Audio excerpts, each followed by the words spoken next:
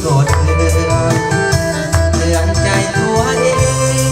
ปิดใจนำเมียอยู่เรือนสองเฮานั้นเปรียบเสมือนหักเข้าฟ้าแต่ว่าเมีย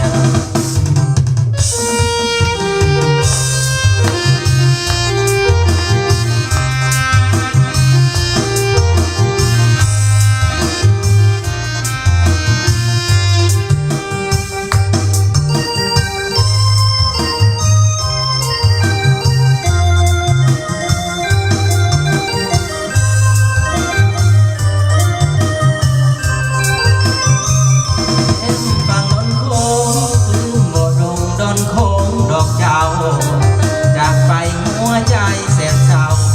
คิดถึงเจ้าเศร้าหาสายคุณข้าวคนที่น้องยังมีไม่ตีเกื้อกูลให้ความรักและความอบอุ่น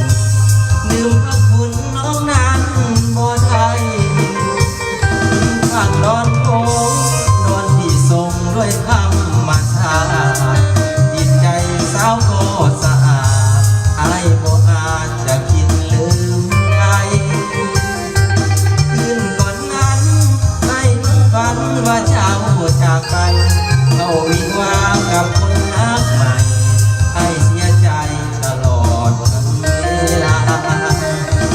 เคยพายเรือเทียบขอบนอนอาวรสดซึ้งการแสงจันทร์ใกล้ฟ้าคืนหนึ่งซาบซึ้งถึงแย่กายกอดเจ้าไว้ด้วยหัวใจเป็นสุขหนักหนาอธิษฐานต่อกันไว้ว่าหักช่วงฟ้าขออย่าพาโบฝั่งดอนโค้งน้ำไหลลงโคตรหงหลายแง่จิตใจน้องอย่าฝันแปรหลายแง่เหมือนดังดอนโค้งจากเจ้าไปด้วยหัวใจให้ลืมบ่ลงหากแม่นบุญสองเฮาอยู่สองเฮาคงได้ร่วมกัน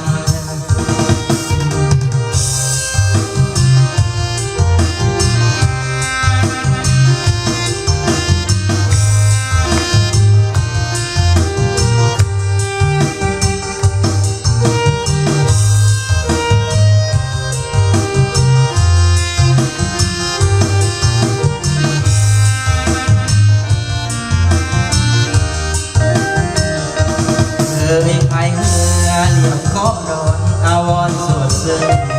กลางแสงจันทร์ใต้ฟ้าเพื่อนเดินซาบซึ้งถึงแย่กายกอดเจ้าไว้ด้วยหัวใจเป็นสุขตุลาอธิษฐานต่อกันไว้ว่านักสวงฟ้าขออย่าพาวงฝั่งดอนโค้งน้ำไหลลงคนโค้งหลายแง่จิตใจน้องอย่าพันแผ่หลายแง่เหมือนดังดอนโค้งจากเจ้าไปจนหัวใจไอ้ลืมบ่ลงหากแม่นบุญสองเฮาอยู่ส่งสองเฮาคงได้ร่วมกัน